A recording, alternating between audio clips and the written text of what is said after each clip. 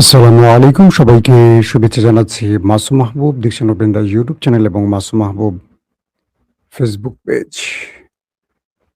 দেশ এবং বিদেশের বেশ কিছু গুরুত্বপূর্ণ খবর দিতে চাই আজকের লাইভ সেশনে। আশা করি প্রত্যেকে ভালো আছেন। প্রিয় দর্শক, একদিকে বাংলাদেশের ক্যাম্পাসগুলো উত্তপ্ত হয়ে উঠছে। ছাত্রদল, শিবির, এনসিপির মধ্যে তীব্র লড়াই চলছে।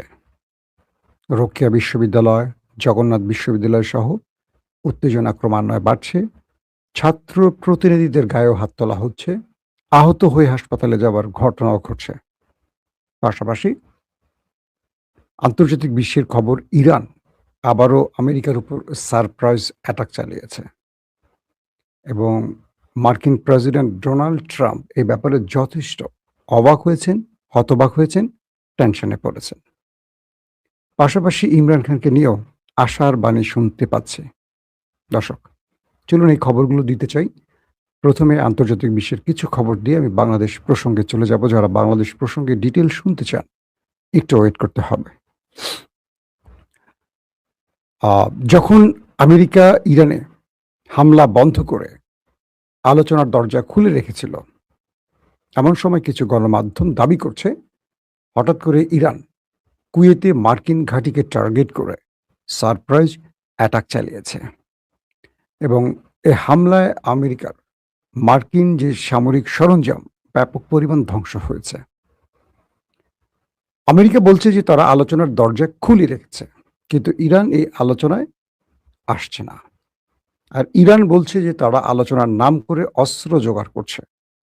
তারা যে ধোলাই শিকার হয়েছে সেগুলোকে পুনঃসংস্কার করে প্রস্তুতি নিয়ে আবারও ধোলাইয়ের জন্য রেডি হচ্ছে। ইরান বলছে, আমেরিকা বলছে ইরানের জন্য দুটো পথ খোলা: এক, চুক্তি; দুই, আত্মসমর্পণ। ইরান বলছে আমাদের জন্য পথ একটাই খোলা, সেটি হলো এ অঞ্চল ছেড়ে আমেরিকাকে চলে যেতে হবে, অন্যথায় যুদ্ধ। পাশাপাশি ইসরায়েল আমেরিকার উপর ব্যাপক নাখোশ, কারণ আমেরিকা যুদ্ধটা শুরু করতে গিয়েও হঠাৎ করে থামিয়ে দিয়েছে। বিষয় ছিল আমেরিকা এবং ইসরায়েল একযোগে ইরানে একটা ম্যাসিভ অ্যাটাক চালাবে, পুরো ইরানটাকে ধ্বংস করে দেবে। এবং ঠিক সেই মোক্ষম সময় যখন ডোনাল্ড ট্রাম্প সুইচ চাপ দেবেন যুদ্ধের, তখন ইউরোপ এবং গালফ কান্ট্রি থেকে একাধিক ফোন আসে তার কাছে। মোহাম্মদ বিন সালমান, তুরস্ক, মিশর, ইউরোপীয় রাষ্ট্রগুলো এক রাতের তুগলকি কাণ্ড ঘটিয়ে দেয় ডোনাল্ড ট্রাম্পের হোয়াইট হাউসে। প্রত্যেকটা ফোনেরই অপর প্রান্ত থেকে ট্রাম্পকে বলা হয় যুদ্ধ বন্ধ করুন, আপনি এই বড় আক্রমণে যাবেন না, পুরো পৃথিবী অশান্ত হয়ে যাবে, আপনি আর কন্ট্রোল করতে পারবেন না, তেলের বাজার অস্বাভাবিক হয়ে যাবে, দাম বাড়বে, তেল রপ্তানি বন্ধ হয়ে যাবে, আরবদের তেল ছাড়া পৃথিবী প্রায় অচল হয়ে পড়বে। ট্রাম্প তার মিত্র বন্ধুদের এই চাপে পড়ে শেষ পর্যন্ত যুদ্ধ থেকে বেরিয়ে আসেন এবং আলোচনার জন্য কাতার, পাকিস্তানকে মধ্যস্থতায় পাঠান। ইরান তাদেরকে শর্ত জুড়ে দেয়, আমেরিকাকে এই অঞ্চল ছেড়ে যেতে হবে, হরমুজে অবরোধ, যে নেভাল ব্লকেট তুলতে হবে, আর পূর্বে যে বিষয়গুলো আমেরিকা শর্তে সিগনেচার করেছিল ইসলামাবাদ চুক্তিতে, তা অক্ষরে অক্ষরে পালন করতে হবে। কিন্তু আমেরিকা বারবারই সময় নেয়, যুদ্ধবিরতি ঘটায়, শেষ পর্যন্ত তারা চুক্তির সঠিক ধারাগুলো মানে না। এটা হলো ইরানের অভিযোগ। এরই প্রেক্ষিতে প্রথম ইরান সারপ্রাইজ অ্যাটাক চালায়।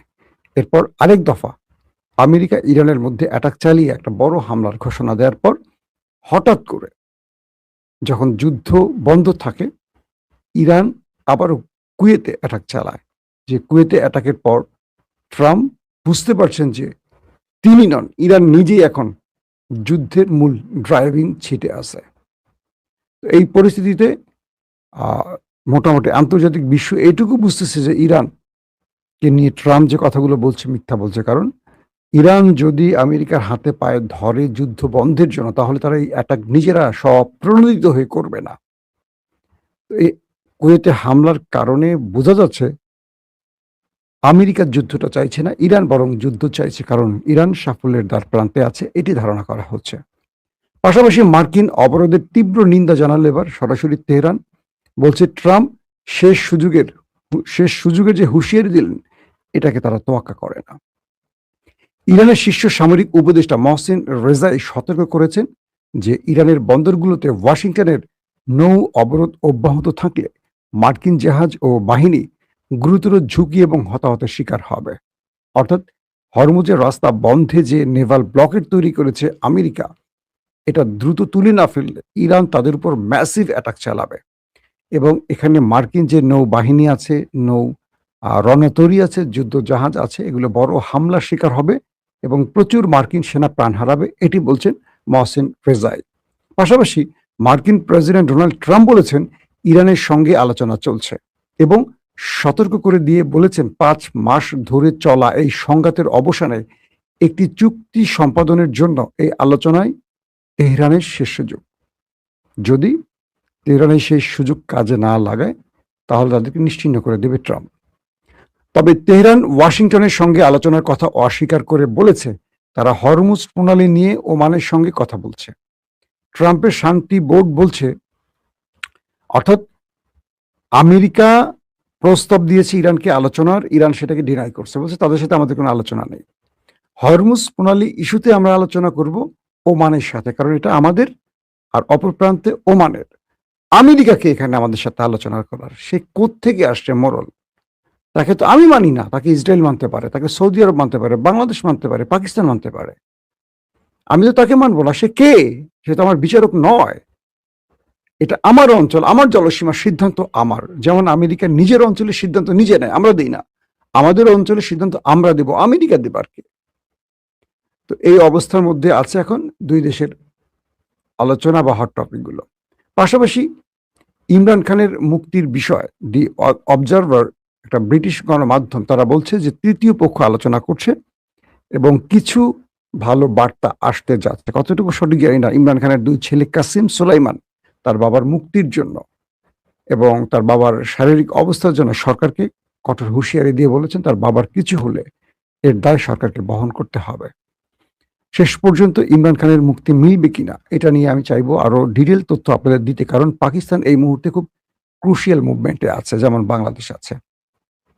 দুঃখজনক হলো সত্য যে বাংলাদেশ এবং পাকিস্তানের রাজনৈতিক বিরোধ বা চিন্তাগুলো প্রায় এক, যে কারণে বাংলাদেশে অস্বস্তির মধ্যে আছে রাজনীতি। একইভাবে আমরা দেখতে পাচ্ছি যে পাকিস্তানও একইভাবে, দুটো দেশের চিন্তা চেতনা সবগুলোর প্রায় মিল আছে। আমাদের দেশের রাজনৈতিক দলগুলো যেমন পরিবারতন্ত্রের, ওই দেশও তাই। ভিন্ন কেউ এসে এখানে টিকে থাকতে পারে না। এসেছিলেন শুধু ইমরান খান, তাকে সবাই মিলে একদম করাপ্টেড সবগুলো, সেনাবাহিনী বলেন, ব্রুকেট বলেন, প্রশাসন বলেন, সবাই মিলে ইমরানকে সার্চ করে দিচ্ছে, কারণ দুর্নীতি না থাকলে এরা টিকে থাকবে না। এরা তো আসলে রাজনীতি না, আসে মাল কামাইতে।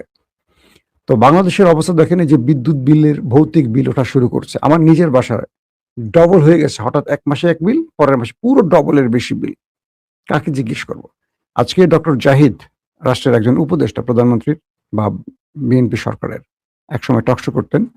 তো সেই জাহিদ বলছেন যে সংশ্লিষ্ট কর্তৃপক্ষকে জানাতে ঢালাওভাবে অভিযোগ করতে না। তো বিদ্যুৎ বিভাগের অফিসে যাওয়া হলো, আমার ড্রাইভার গিয়েছিলেন কাগজ নিয়ে, বলছে আপনারা ইউনিট খরচ করেছেন। এখন আমাকে একটা জিনিস বলেন, আমার বাসায় বিদ্যুৎ কতটুকু ব্যবহার হয়েছে এটা আমি বের করবো কিভাবে? আমার কাছে মেশিন আছে। যদি যাদের কাছে অভিযোগ দিলে তারা কোনো কারণ দেখাতে পারে না, তারা বলছে আপনাদের মিটারে এটা উঠছে। কি উঠছে না উঠছে, মিটার কি কে কতজন বোঝে? আগের মাসে কত ছিল, এই মাসে কত, এই জিনিসগুলো নিয়ে এখন হসপস অবস্থা। এখন একটা যে বিষয় আমরা বুঝতে পারছি যে যারা সরকারে থাকে তারা মানুষের কথা শুনতে চায় না। আজকে যদি আওয়ামী লীগ থাকতো ক্ষমতায়, এই অভিযোগগুলো বিএনপি করতো এবং আমরা যে এই কথাগুলো লিখতাম ফেসবুকে, বিএনপি বাহবা দিত। আজকে আমি ফেসবুকে শুধু এটা পোস্ট করছি যে ইকবাল হাসান মাহমুদকে বেগম জিয়া 2006 বিদ্যুৎ মন্ত্রী থেকে সরিয়ে দিয়েছেন, জ্বালানি ও বিদ্যুৎ মন্ত্রী থেকে। তাকে এই সরকার এসে নতুন করে একই পদে আবার বহাল করলেন। বেগম জিয়া যাকে ব্যর্থতার দায়ে সরিয়ে দিলেন, তাকে আবার এই পদে কি করে বসালো? আমার বন্ধু, আমরা লন্ডন মিডিয়া সেল একসাথে কাজ করেছি, তারেক রহমানের যে মিডিয়া সেল, যার সাথে আমরা কাজ করতে, সে আমাকে সেখানে গুপ্ত সম্বোধন করেছে। আমার বন্ধু, বুঝতে পারছেন? যিনি আমাকে চা বানিয়ে খাওয়াতেন, যিনি আমাকে রান্না করে খাওয়াতেন, মানে মিডিয়া সেলে আমরা যখন কাজ করতাম তার দায়িত্বটা ছিল আমাদের চা বানাতেন, রান্না করে খাওয়াইতেন। সে রান্না ভালো পারে। বাট মিডিয়া কেন্দ্রিক সে কিছু বুঝতো না। কিন্তু দলকে ভালোবাসতো বলে তাকে রাখা হয়েছিল মিডিয়া সেলে। চা আনতেন, খাবার দিতেন, বাইরে থেকে কোনো খাবার লাগলে অর্ডার করতেন। এগুলো সে করতেন। আর মিডিয়া কেন্দ্রিক কাজগুলো আমরা করতাম। তো আমাকে সে লিখছে গুপ্ত। মানে আরো কিছু লিখছে গুপ্ত। আমি আকাশ থেকে পড়ছি যে এত বছর কাজ করার পর জাস্ট একটা সত্য কথা বলার জন্য যদি গুপ্ত হতে হয়, বাংলাদেশের 18 কোটি মানুষই তাহলে গুপ্ত হয়ে যাবে। আমার ভৌতিক বিলের প্রশ্ন আমি তুলতে পারবো না। এটাই কি বাংলাদেশ? মানে নতুন বাংলাদেশ? এরকম হওয়ার কথা। আফসোস না? দুঃখ লাগে কিনা বলেন? দর্শক, আসেন কয়েকটা গুরুত্বপূর্ণ খবর দিয়ে বাংলাদেশের আরো। কালকে রাতে আমরা রোকেয়া বিশ্ববিদ্যালয়ে দেখেছিলাম একটা বিশাল ঘটনা। এবার দেখলাম আজকে প্রচুর সোশ্যাল মিডিয়ায় ছবি ভাইরাল হয়ে গেছে। জগন্নাথ বিশ্ববিদ্যালয় শিক্ষার্থীদের বিভিন্ন দাবি সংবলিত প্লাকার্ড প্রদর্শনকে কেন্দ্র করে ছাত্রদলের নেতাকর্মীদের হামলায় ছাত্র শিবির এবং ছাত্র শক্তির জগন্নাথ বিশ্ববিদ্যালয় কেন্দ্রীয় শিক্ষার্থী সংসদ সহ বেশ কয়েকজন নেতা আহত হয়েছে। শিবির এবং বাকিরা তারা ছাত্রদের অধিকারের জন্য কিছু প্ল্যাকার্ড তৈরি করেছিলেন। শিক্ষার্থীদের অধিকার থাকে না, দাবি থাকে না। ছাত্র সংসদ তো সেই জন্য নির্বাচিত হয়। বাংলাদেশে এর আগের ছাত্র সংসদের কাজ ছিল একটাই, হল দখল, রুম দখল, গণরুম এবং ভিন্ন মতদর্শের লোকদেরকে জোর করে ভয় দেখিয়ে মিছিলে নিয়ে যাওয়া নিজের দলের যারা ক্ষমতায় থাকে। কিন্তু এবার ক্যাম্পাসগুলোর অধিকাংশ জায়গায় যেখানে নির্বাচন হয়েছে তারা সেখানে প্রভাব বিস্তার করতে পারছেন না। এই বর্জীয় রাজনীতি থেকে বেরিয়ে গেছে অনেকে। 2026-এ কেউ রাজনীতি পছন্দ করে না। তো জগন্নাথ বিশ্ববিদ্যালয়ের ছাত্রদের দাবির বিষয় যখন ছাত্র সংসদ মানে শিবির বা আরো যারা আছে সোচ্চার ছিলেন, তাদের উপর এই প্ল্যাকার্ড বহন করতে গেল কেন, মানে দাবির কাগজ হাতে নিল কেন, তাদের উপর অ্যাটাক করে সরকার দলীয় নেতারা বা ক্যাডাররা। এবং এই সময় যিনি জিএস, নির্বাচিত জিএস, তাকে রক্তাক্ত করিয়ে পিটিয়ে রক্তাক্ত করা হয়েছে। শুধু তাই নয়, তাকে পিটিয়ে ধরে ছাত্রদল মিছিল করেছে, তাকে মার্চার মিছিল করছে। কি বলছে? এই ক্যাম্প কি সন্ত্রাসের ঠিকানা এই ক্যাম্পাসে হবে না। সন্ত্রাসী নিজেই বলতেছে নিরীহদেরকে যে সন্ত্রাসের ঠিকানা এই ক্যাম্পাসে হবে না। একদম ওয়ান কাইন্ড অফ ছাত্রলীগ। এই কাজগুলো ছাত্রলীগ করেছিল, যার জন্য হাসিনাকে দেশ ছাড়তে হয়েছে। ঠিক সেই কাজগুলো এখন আমাদের দলের লোকেরা করে। কি বলবো বলেন? যদি আমি একজন পার্সোনাল মানে দলীয় অ্যাক্টিভিস্ট হতাম, আমার কথা এক। আমি একটা সাংবাদিকতার করার মানুষ, 25 বছর সাংবাদিকতা করেছি, দীর্ঘ লাইফটা পার করছি। হয় মুখ বন্ধ রাখতে হবে, মানে আসলে আমাদের জন্য 3টা পথ খোলা, একদম অনেস্টলি বলি। এক, চোখ বন্ধ করে দলের চামচামি করতে হবে, সত্য মিথ্যা কিছু দেখা যাবে না। কাঠের চশমা বা টিনের চশমা পরে চোখ বন্ধ করে দল যা চাইবে তাই বলতে হবে, যেটা ডক্টর জাহিদরা বলতেছে, যেটা আমাদের শাহেদ আলমরা বলতেছে, আমাদের দিলদার, রাজনৈতিক দিলদার যে বললাম, রাশেদ বলতেছে, রনি বলতেছে, ওইটা করতে হবে। কারণ দল থেকে এটা নিতে হবে, তো এটা নিতে গেলে এগুলো বলতে হবে। আগে যেটা আওয়ামী লীগের আমলে এক দল বলতো, আমরা তাদেরকে বলতাম দালাল। মানে আওয়ামী লীগ আমলে যারা মুন্নি সাহা, রাহুল রাহা, তারপরে শাকিল, ফারজানা, এই কাজগুলো যারা করতো তাদেরকে আমরা গালি দিতাম না। সরকারের দালালি করতো, সরকারের খারাপগুলো দেখতো না, শুধু ভালোটা প্রচার করতো। ভালো কি বানিয়ে বানিয়ে প্রচার করতো। সেই কাজগুলো এখন আমাদের করতে বলতেছে ওরা। কিভাবে সম্ভব বলেন আপনারা? এই যে গালিগুলো এখন পাবলিক আমাকে দিবে, আমার বাপ মা তুলে, এই গালির জন্য কি আমার বাপ মা আমাকে লেখাপড়া শিখাইছে, সততা শিখাইছে? আমাদের জন্য আসলে সাংবাদিকদের 3টা পথ খোলা। এক, কাঠের চশমা পরে থাকো, কিচ্ছু দেখবে না, শুধু দালালি করো সরকারের আর মাল কামাও। 2, তোমাদের জন্য অপশন একটাই, কি? প্রকাশ্যে একটা পক্ষের বিরোধিতা করো, আর রাজনৈতিকভাবে যেই পক্ষের কাছে স্বার্থ সেটার পক্ষে নাও।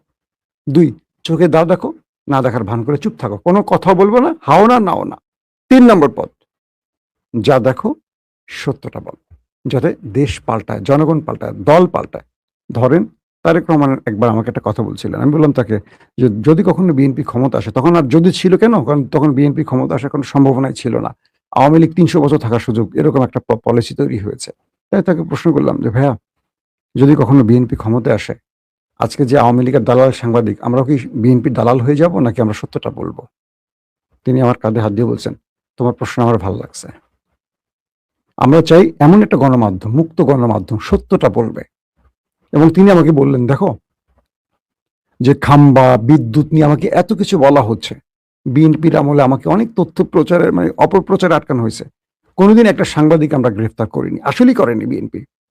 কোনো সাংবাদিকের উপর আমরা হামলা করিনি, কাউকে বিভিন্ন আইসিটি মামলায় গ্রেফতার আমরা করিনি, মিথ্যা বলছে তারপর আমরা করিনি। তাহলে প্রথম আলো, যুগান্তর, ডেইলি স্টার থাকতো না বাংলাদেশে। তারেক রহমানের মুখের কথা, লন্ডনে বসে কথা। আমরা জানি যে বিএনপি গণমাধ্যমের ক্ষেত্রে এইরকম কাজগুলো করে, কখনোই তারা মানুষের মুখ বন্ধ করে না। বেগম জিয়া বা তারেক রহমান বা জিয়া পরিবার এই টাইপের ছিল না কোনো কালে। কিন্তু এবার হঠাৎ করে একটা জিনিস খেয়াল করলাম, সরকারের 5 মাস হলো, কেমন জানি বিএনপির সিনিয়ররা করছে না, হঠাৎ করে গজিয়ে হাইব্রিড কিছু বিএনপি আছে না, এরা খুব কাউন্টার দিচ্ছে খুব নোংরা ভাষায়। এরা যে বিএনপিকে পচাচ্ছে, মানুষের কাছে অজনপ্রিয় করছে, এদেরকে যে বিএনপিকে যে ফ্যাসিস্ট বানাতে চায় হাইব্রিড গুলো, এটা দলকে বুঝতে হবে। আওয়ামী লীগের এই অসহনীয় অসহ্যকর চেহারাটা কিন্তু আওয়ামী লীগের প্রতি মানুষের ঘৃণা বাড়িয়েছে, আর যার জন্য গণবিপ্লব হয়েছে। আপনি কথা শুনবেন, আপনার যদি মনে হয় মিথ্যা সেটাকে সত্য দিয়ে জবাব দেবেন। আপনি কথা শুনবেন, যদি মনে হয় যে আপনার ভুল শুধরে নেবেন। একটা রাষ্ট্র, উন্নত রাষ্ট্র এভাবেই এগোয়। একটা রাষ্ট্র গলা টিপে ধরতে হয় না, চোখ তুলে ফেলতে হয় না রড দিয়ে। এই রাষ্ট্র একটা ছেলের চোখের উদাহরণ হবে হাজারটা। কি জানেন, যে ছেলেটা চোখ তুলে ফেলা হলো, এই ছেলেটা পুরো বিএনপিকে পচিয়ে দিয়ে গেছে। কিন্তু বাংলাদেশের এখনকার মানুষ দলবাজ না, অধিকাংশ মানুষ তারা একটা সুন্দর বাংলাদেশ দেখতে চায়। তো শিবিরের ছেলেদের উপর যে অ্যাটাকগুলো হয়েছে বা শক্তির উপর, এটা রাজনৈতিক মামলা হিসেবে দেখবেন না। দেখবেন শিবির কার পক্ষে দাঁড়িয়েছিল। যদি সাধারণদের পক্ষে থাকে তাহলে শিবির ওন করবে, আর শিবির যদি এখানে সন্ত্রাসের পথ বেছে নেয়, অন্যের পথ বেছে নেয়, তাহলে ছাত্রদল ওন করবে। ক্লিয়ার? এখন দেখেন আসলে ফ্যাক্টটা কি ছিল। শিবির ছাত্রদের অধিকার নিয়ে দাঁড়িয়েছিল, এরকম আসছে গণমাধ্যমে। আমি যে রিপোর্টটি দিচ্ছি আমার বানানো না, গণমাধ্যম থেকে আমি আপনাদের দিচ্ছি। এবং বলা হচ্ছে যে ছাত্র শিবিরের রংপুর মহানগর শাখা অর্থাৎ রোকেয়া বিশ্ববিদ্যালয়, সেই রোকেয়া বিশ্ববিদ্যালয়েরও আমরা অনেকগুলো ঘটনা দেখছি, এবং সেখানে 144 ধারা জারি করা হয়েছে। কালকে দুই পক্ষের মধ্যে ধাওয়া পাল্টা দেওয়া হয়েছে। পরবর্তী শিবির ছাত্রদলকে ক্যাম্পাস ছাড়া করে দেয়, দিয়ে পুরো কন্ট্রোলের নিয়ন্ত্রণ নেয়। এরপর 144 ধারা প্রশাসন জারি করে। এটা রংপুরের বেগম রোকেয়া বিশ্ববিদ্যালয়ের ঘটনা বলছি। কিন্তু আজকে ওইটাকে ছাড়িয়ে গেছে জগন্নাথ বিশ্ববিদ্যালয়। একদম নির্বাচিত প্রতিনিধিদেরকে মারধর করা হয়েছে, রক্তাক্ত করা হয়েছে। আমি এটা ডিটেল দিতে চাচ্ছি না, এটা কিভাবে কি হয়েছে আপনারা সবাই জানেন। আমার কয়েকটা প্রশ্ন দিয়ে শেষ করতে চাই ভিডিওটা, সেটা হলো সরকার যত সহনশীল হবে, সরকার যত জনগণের সাথে আস্থা তৈরির জায়গাটা তৈরি করবে, সরকার তত লংজিভিটিতে যাবে। সরকার ততটা মানুষের আস্থায় যাওয়া শুধু না, সরকারের রাষ্ট্র পরিচালনা সহজ হবে। কিন্তু এই যে ক্যাম্পাসগুলো কদিন আগে হবিগঞ্জে, সিলেটে, তারপর রংপুরে, এখন জগন্নাথে যে ঘটনাগুলো ঘটলো, বিরোধী মতের উপর রাজনৈতিক দলগুলোর মানে সরকারি দলগুলোর যে হামলা, এটা সরকারকে অনেক বড় বিপদে ফেলবে। এখানে সমস্ত লাভটা বিরোধী দলের ঘরে যাবে, সরকারের কোনো লাভ হবে না, বিএনপির এক ছিটেও লাভ হবে না। আওয়ামী লীগ টিকতে পারেনি এত কিছু করে, আর বর্তমান সরকারের মধ্যে আমি আবার একটা সত্য কথা বলি, বিএনপির গুরুত্বপূর্ণ জায়গাগুলোতে জামাত শিবিরের লোক সেট হয়ে আছে। এবং দেখবেন যারা সবচেয়ে বেশি গুপ্ত শব্দটা উচ্চারণ করে এরাই গুপ্ত। কিন্তু কেন এটা গুপ্ত বলে? তারা নিজেদেরকে পারফেক্ট জাতীয়তাবাদী প্রমাণের জন্য অন্যকে গুপ্ত বলে নিজেকে জায়েজ করার চেষ্টা করে। একদম খোলামেলা কথা বলি, যারা মানে বিএনপির ঘরে বসে গুপ্ত গুপ্ত বলে তারা অধিকাংশ কিন্তু গুপ্তের লোক। নিজেকে ভেরিফাইড করলো না, আমি গুপ্ত না, ওই দেখো আমি গুপ্তের বিরুদ্ধে কথা বলি। এটা কিন্তু একটা আপনাদের পলিসি বলে দিলাম, আমরা অনেককে চিনি কারা কারা ওই গুপ্ত বিভাগের লোক ছিল। এরাই এই রাশেদ কিন্তু বিএনপির ছিল না, সে ওই গুপ্ত বাহিনীর লোক ছিল এক সময়। তার রাজনৈতিক পরিচয় আপনারা হয়তো অনেকে জানেন, অনেকে জানেন না। সে গণ অধিকারের আগে কই ছিল? তাকে পুশিং করা হয়েছে নাকি সে নিজেকে বৈধ প্রমাণের জন্য এখন বেশি কথা বলে? এগুলো চিন্তা করতে হবে। সে শিবিরের ছেলে, অভিযোগ আছে শিবিরের সাথে ছিলেন এই রাশেদ, আমরা শুনেছি অনেক জায়গায় খুব ক্লোজ লোকদের কাছ থেকে। যাক, তো এখন এই প্রত্যেকটা বিশ্ববিদ্যালয়ে উত্তপ্ত হয়ে লাভ কি সরকারের? একেবারেই না। সরকার 5 মাসে জনগণের মধ্যে আসার জায়গায় যদি হতাশা সৃষ্টি করে, সরকারকে 5 বছর টিকতে হলে অনেক কষ্ট করতে হবে। এই জিনিসগুলো তারেক রহমান চান না। তিনি চান একটা শান্তিপূর্ণ পরিবেশ বজায় রেখে রাষ্ট্রটাকে তার মতো, মানে তার যে পরিকল্পনা, সেই পরিকল্পনার মাধ্যমে একটা সুন্দর বাংলাদেশ গড়তে। তাহলে তারেক রহমান পারছেন না কেন? আমার কেন যেন মনে হয় তারেক রহমান যাদেরকে নিয়ে বাংলাদেশ গড়তে চান এদের অনেকেই অযোগ্য, অথবা তারেক রহমানের পলিসির উল্টো দিকে দাঁড়িয়েছে অন্যের স্বার্থ বাস্তবায়নে। এই জায়গাটা তারেক রহমানকে আরেকটু চিন্তা করতে হবে যে ৫ মাসের মানুষের কাছে বিএনপির আস্থা কতটুকু ফিরছে। নতুন বাংলাদেশের যে সম্ভাবনার কথাগুলো আমরা বলেছি, কতটুকু সেই পথে বাংলাদেশ হাঁটতে পেরেছে। দলের নিজেদের কথাগুলো শোনালে হবে না।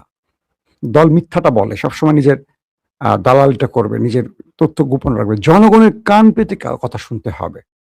বাংলাদেশের প্রতিটা অঞ্চলে রাস্তা এখন দেখবেন কোনো নিয়ম কানুন নাই, ট্রাফিক ব্যবস্থা নাই, কিচ্ছু নাই, প্রশাসন ভাই কিচ্ছু নাই, কিচ্ছু নেই এখন, যে যার মতো চলে। সারা দেশের মধ্যে অটো রিক্সা শ্রমিক মানে মানুষ মাঠে কাজ করতেন, তারা কাজ বন্ধ করে দিয়ে আসছে। কৃষি পণ্যের যারা কৃষক ছিল তারা এখন অটো চালাচ্ছে। রাস্তাঘাটে অটো আর অটো, দেখবেন কোথাও চলতে পারবে না। ছোট ছোট গ্রামের রাস্তা এখন জ্যাম হয়ে বসে থাকে। প্রশাসন নাই, কোনো নিয়ম নাই, কাকে জিজ্ঞেস করবেন বলেন? আমি এক ডিসি সাহেবকে ফোন করেছিলাম যে ভাই আপনাদের শহরে আসছি, এত জ্যাম, এক জায়গায় আমি ১.৫ ঘন্টা বসে আছি, একটা মামুলি মফস্বল জেলা শহরে। কয় ভাই এখানে আমরা ব্যবস্থা নিতে পারছি না। কেন? কিছু বলতে গেলে মানুষ আন্দোলন শুরু করবে। রাজনৈতিকভাবে বিএনপি দেশকে কোথায় নিচ্ছে চিন্তা করতে হবে। পুলিশ প্রধানকে ফোন দিলাম, মানে এসপিকে, আমরা ব্যবস্থা একদিন নেই, পরের দিন যেই সেই। কোনো প্রশাসন নাই, চোখেই পড়ছে না। মানে আমরা তো স্বস্তি চাই, নাগরিকদের জনজীবনে যে স্বস্তিটা খুব ইম্পর্টেন্ট, পাচ্ছি কোথায়? জিনিসপত্রের দামের দিকে তাকান তো বাজারের। আমি যে কথাগুলো বলছি, আমি কি বিএনপি সমালোচনা করছি? না, বিএনপিকে দেখাচ্ছি আসলে প্রবলেমগুলো কোথায়। দেখতে চান তো আপনারা? আমরা দেখালে আপনারা দেখবেন, তারপর সমাধান করবেন, তাই তো? এই জন্য তো বলছি, আপনারা যদি আমাদের শত্রু মনে করে বসেন, আমি যদি শত্রু হয়ে যাই, বন্ধু থাকবে কি আপনাদের? এখন যারা চামচামি করছে, তেলবাজি করে, হাসিনার সময় যারা চামচামি তেলবাজি করছে, তারা কোথায় দেখছেন? সব ব্যাংকের টাকা ভরে বিদেশ পালায় চলে গেছে। ওরাও চলে যাবে, আবার আমরাই থাকবো, আপনাদের পক্ষে লড়াই করব। প্রত্যেকটা ক্যাম্পাসকে শান্ত করতে হবে। ছাত্রদল যে বাড়াবাড়ি করছে, বিভিন্ন জায়গায় বিরোধী মতের উপর যে হামলাগুলোর ঘটনা ঘটছে, এরা বন্ধ করতে হবে। এই ছাত্রলোক নিজেকে যদি লীগ বানায় ফেলে, জুলাইয়ের সন্তানগুলো এখনো ঘরে ফেরে নাই, কিন্তু বাংলাদেশের মানুষকে যে পথ দেখা গেছে জুলাই বিপ্লবীরা, এই পথ খোলা আছে এখন। এই পথটা বিকল্প পথ তৈরি করবে না, এর কোনো গ্যারান্টি নাই। তাই রাষ্ট্রকে খুব সচেতনভাবে এগোতে হবে। মানুষের মধ্যে অসন্তোষ কমাতে হবে, জিনিসপত্রের দাম কমাতে হবে। বিদ্যুৎ মানুষের ইম্পর্টেন্ট একটা ব্যাপার, এখানে চুরি ঠেকাতে হবে, বৈষম্য ঠেকাতে হবে। বিশেষ করে যারা গত ১৫ বছর বাগানে বাগানে ছিল, তারা এখন রাস্তার রাজা হয়ে গেছে, তাদের আগে ঘরে ফেরাতে হবে। যুবদল ছাত্রদলকে আগে ঘরে ফেরান। এরা যতক্ষণ মাঠে থাকবে মানুষের ঘুম হারাম করে ফেলবে। এরা বিরোধী দলে গেলে একেবারে বিড়াল, সরকারি দলে আসলে এদের অত্যাচারে থাকা খুব কঠিন হয়। এরকম সিচুয়েশন তৈরি যেন না হয়, কারণ ছাত্রদল অনেক ত্যাগ করছে, অনেক রক্ত দিয়েছে মাঠে ঘাটে। এই দেশে তারা গত ১৫ বছরে অনেক সাফার করছে, আমাদের ছাত্রদলের প্রিয় ভাইগুলি। এদের সেই ঐতিহ্যকে যেন কোনো দুষ্ট লোকেরা নষ্ট না করে। এই ছাত্রদল মানে খারাপ না, এর মধ্যে কিছু হাইব্রিড আওয়ামী লীগ থেকে ঢুকে গেছে, ঢুকে তারা বিএনপির পারফরমেন্স বা বিএনপির দুর্নাম কামাই করার জন্য কাজগুলো পরিকল্পিত করছে। এখন সেটা বিএনপিকে বুঝতে হবে, আমি আপনি বুঝলে হবে না, চিহ্নিত করে এদেরকে শায়েস্তা করতে হবে। যেমন নির্বাচনের আগে তারেক রহমান যেখানেই অভিযোগ সেখানেই সাসপেন্ড, বহিষ্কার করছেন, কিন্তু নির্বাচনের পরে আর কাউকে বহিষ্কার করতে দেখছি না। তার মানে কি নির্বাচনের জন্য এটা করা হয়েছিল? এই প্রশ্নটা আসতেই পারে। আল্লাহ হাফিজ।